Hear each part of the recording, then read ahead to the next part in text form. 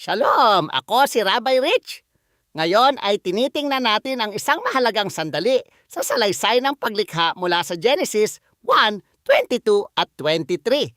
Sinasabi ng teksto na matapos likhain ng Elohim ang mga nilalang sa dagat at mga ibon sa himpapawid, pinagpala niya sila.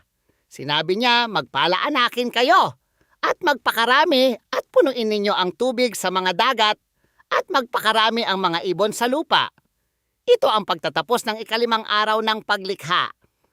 Sa ating mesi-anikong pag-unawa, ang mga numero sa Biblia ay madalas na may malalim na espiritual na kahulugan. Ang numerong 5 ay iniuugnay sa konsepto ng banal na pabor at merito.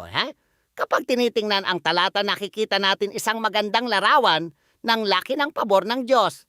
Hindi lamang niya binigyan ng buhay ang mga nilalang, kundi binigyan niya rin sila ng kakayahang magpakarami at umunlad. Ang gawing ito ng pagpapala at pagpaparami ay nagpapakita ng katangian ng ating tagapaglikha. Kahit bago pa ang pagkahulog ng tao, alam na ng Elohim ang mga hamong darating. Alam niya na ang mundo ay maaapektuhan ng kasalanan, ngunit handa na siya. Ipinagpatuloy niya ang pagbibigay ng buhay na may kaalaman na kakailanganin balang araw ang kanyang anak na magdanas ng sakripisyo. Ang maagang pagbibigay na ito ang kahulugan ng salitang biyaya. Habang ipinagpapatuloy mo ang pag-aaral, tandaan na ang code word ay biyaya. Ilagay ang salitang biyaya sa Walking with Yeshua app upang mapatunayan ang pagtatapos ng misyong ito at masubaybayan ang iyong progreso.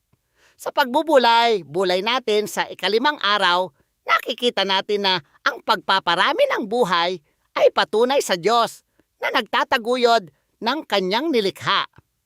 Nawa lumakad ka sa realisasyon na ang iyong buhay ay itinataguyod din ng parehong banal na pabor. Pagpalain ka nawa ng Adonai at ingatan ka, pasilangin niya ang kanyang mukha sa iyo at maging mahabagin. Bigyan kanya ng kapayapaan. Shalom! At inaasahan ko ang ating susunod na pag-aaral.